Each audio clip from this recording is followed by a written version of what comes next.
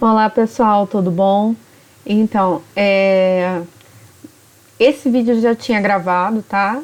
Um tempo atrás, mas eu vou regravar para atualizar sobre alguns detalhes e também organizar melhor os vídeos. Assistam para fazer a atividade, tá? E também para vocês aprenderem mais sobre a questão da nossa alimentação, da nossa nutrição, da nutrição dos seres vivos, tá bom? Então eu coloquei pra vocês aí. Deixa eu só diminuir a minha cara, né? E botar no cantinho. Pronto, acho que aqui não vai atrapalhar não. Qualquer coisa eu troco de lugar.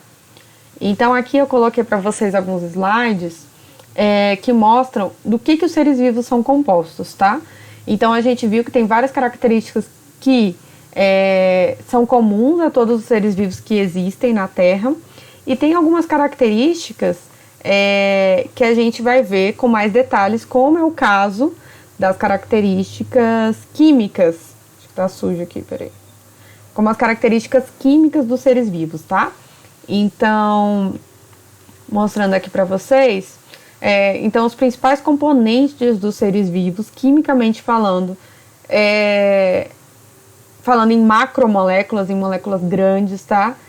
Principalmente, a água não conta, né? Macromolécula, mas é importante também. Temos sais minerais, que também não são macromoléculas, mas são importantes. Enfim, né? Carboidratos, lipídios, proteínas e vitaminas. Eu vou explicar melhor mais pra frente. Não fiquem desesperados agora. Então, a primeira coisa que a gente tem que pensar é o seguinte: os seres vivos, eles precisam, tá, de alguns componentes químicos para sobreviver. Então, esses componentes químicos, eles precisam conseguir da natureza para poder sobreviver. Alguns conseguem esses elementos químicos pela alimentação, como nós. Alguns conseguem pela fotossíntese, como as plantas, tá? Alguns conseguem por outros processos químicos que nós vamos ver mais para frente. Mas o que eu quero que fique claro para vocês é que esses componentes são muito comuns entre todos os seres vivos, por mais que eles sejam muito diferentes. Então nós temos proteínas, as baratas têm proteínas, alguns vírus têm proteínas, não, todos os vírus têm a capa proteica, então tem proteína.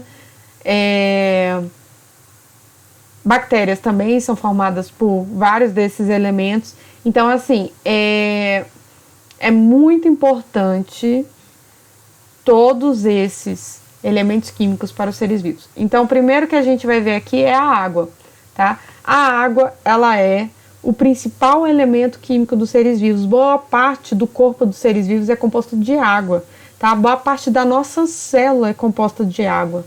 Então, ele é o mais importante. Cerca de 70% do nosso corpo é feito de água. Então, se a gente pegasse e desidratasse uma pessoa, ia sobrar pouca coisa, tá? Quem já, por acaso, mandou... Esqueci o nome agora. Quando você pega a pessoa, né, e coloca lá pra virar cinzas, né? A pessoa morreu e aí você leva ela lá pra virar cinzas. Esqueci o nome disso agora. Você vê que o que sobra da pessoa é muito pouco, as cinzas da pessoa, né? Porque ela sofre todo um processo de desidratação. Quando ela desidrata, boa parte do corpo dela some, digamos assim, né? E aí fica só a matéria sólida, que é muito pouca, tá? Comparando com a quantidade de água que a gente tem no corpo. Então as cinzas ficam ali, fica um pouquinho só, né? É um solvente universal. O que isso quer dizer, tá? Vai acompanhando ali no slide. É um solvente universal porque ele consegue dissolver várias substâncias químicas. Então, dentro do nosso corpo, tá? Várias substâncias químicas conseguem ser diluídas na água. Isso facilita as reações químicas que vocês veem lá na química, por exemplo, tá? Então, várias reações para acontecer, para os elementos químicos se encontrarem, tá? Uma dos solventes é a água. Então, tá a água lá, só pensar assim, que o sal, o açúcar, a gente consegue facilmente diluir em água, tá? Então, as substâncias diluem na água do nosso corpo e assim acontecem as reações químicas. Então, muito importante para acontecer as reações químicas. Quando a gente está desidratado, algumas dessas reações químicas são prejudicadas e a gente passa mal, tá? Essa característica é possível graças ao formato da sua molécula. Nós não vamos falar nisso, que tem mais a ver com a parte da química. Então, qualquer dúvida sobre a molécula da água, eu deixo para o professor ou para a professora de química, tá? A água é importante na manutenção da temperatura corporal. Isso é muito legal, porque quando aumenta muito a temperatura fora do nosso corpo, ou diminui muito a temperatura fora do nosso corpo, no ambiente, né? O nosso corpo não aumenta e baixa a temperatura rapidamente, como acontece no ambiente.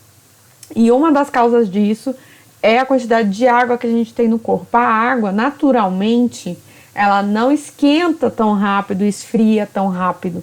É só você pensar, se você coloca uma colher de ferro, de alumínio no fogo, tá? Você vai ver que daqui a pouco você já não consegue segurar ela, porque ela esquenta muito rápido, né? Agora, se você botar uma água para ferver, você vai ver que ela demora para esquentar. Não é quando você coloca ela no fogo que ela já vai ficar quente. Ela demora. Então, algumas características químicas da água permitem que ela aumente e diminua a temperatura de forma mais lenta que o ferro, por exemplo, tá? E isso é muito bom para os seres vivos não terem essas oscilações de temperatura dentro deles, tá? Vou fazer vídeos pequenos, então expliquei a água. A gente, para o próximo vídeo, vai para carboidratos.